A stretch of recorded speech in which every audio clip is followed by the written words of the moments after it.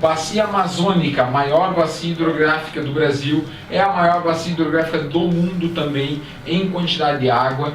O rio Amazonas é o rio mais extenso que nós temos no planeta, tá? Ele ganha mais ou menos 200 quilômetros a mais do que o rio Nilo, que se achava que era o maior do mundo, né? Então o rio Amazonas. Bacia Amazônica, vamos para a primeira. Bacia hidrográfica da Amazônia ela ocupa aí, ó, uma área equivalente a mais ou menos 60% dela está no território brasileiro. Ela não é exclusiva do Brasil, é uma bacia hidrográfica que se expande para os países da América do Sul.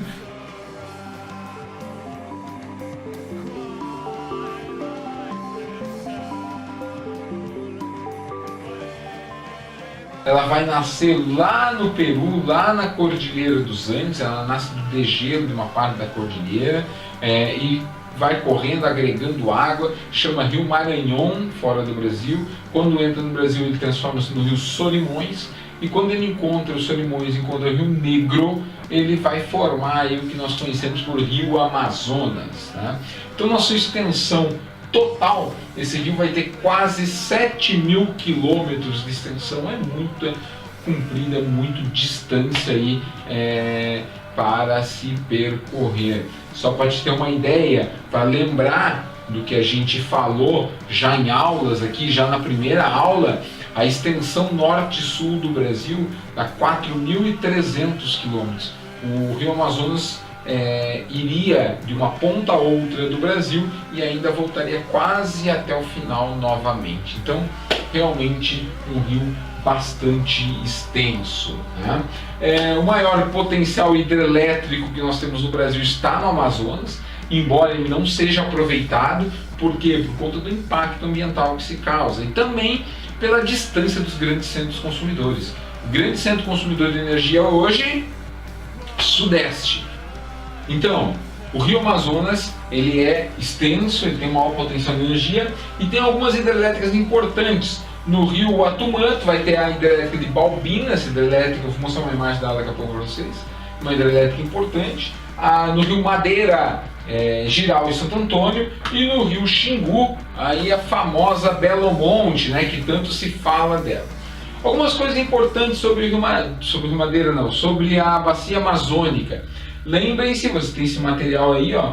Lembre-se que no subsolo do Rio Amazonas, lá mais ou menos a 4 km de profundidade do Rio Amazonas, encontrou-se um novo rio chamado Rio Ramsar. O professor Razia Ramsar que descobriu esse rio, e ele tem aí, ó, 100 metros por ano é a velocidade de vazão desse rio em direção ao oceano. Ele está lá no rio subterrâneo, debaixo do Rio Amazonas, tá? Então lembra dele aí. Falaremos das hidrelétricas agora e falaremos dos aquíferos mais tarde, tá? Muito bem, essa aqui, ó, usina de Belo Monte. Fica ligado, usina de Belo Monte sempre é um tema importante para cair nas provas, nas questões sobre hidrografia. Belo Monte foi construída no Rio Xingu. Ela tinha um projeto inicial de alagar uma grande área aí na chamada Volta Grande, que é essa área aqui da volta do Rio Xingu aí, né? Então, ela buscava aí uma construção de uma usina hidrelétrica muito grande. Vai ter um potencial de energia gigante. Essa energia vai sair de Belo Monte e vai para o Sudeste, vai ser transportado. O que muitos críticos debatem é que o transporte dessa energia de Belo Monte até o Sudeste, só no transporte se perde mais ou menos 30% da energia produzida pelo transporte. Ela dissipa a energia no transporte, né? Então, uma hidrelétrica muito longe, uma produção de energia muito longe do centro consumidor, gera esse problema de transporte energético aí, né? Ela foi mudado o projeto de Belo Monte para que ela se tornasse uma hidrelétrica fio d'água. O que é uma hidrelétrica fio d'água? É que não tem um lago muito grande. O grande problema das hidrelétricas é a construção de um lago. Os lagos muito grandes dão grandes impactos ambientais. Na Amazônia, então, em grande quantidade, tá? Esse impacto. Então, ela foi construída uma hidrelétrica chamada fio d'água, onde um alargamento das margens do rio já é suficiente para a produção energética. São feitas mais 2 represas no lugar de uma grande e então se produz energia aí de Belo Monte. Segue-se as discussões das áreas indígenas, segue as discussões sobre a floresta, o motivo de estar se colocando uma hidrelétrica lá, mas construção aí daqui a alguns tempos já teremos aí energia produzida em Belo Monte. Aqui ó, as outras hidrelétricas da Amazônia. Essa aqui é a hidrelétrica de Balbina, é uma hidrelétrica construída no rio Uatumã, é um rio que não tem grande potencial energético, ele é um rio afluente do Amazonas, que são onde os rios que realmente têm potencial energético na Amazônia não é o Amazonas, são os rios das suas afluentes, né? Eles têm, porque eles nascem nos planaltos e eles correm em direção ao Amazonas. Esse sim tem potencial de produção energética. O Amazonas em si é um rio de planície. Rios de planície não têm potencial, sim os de planalto.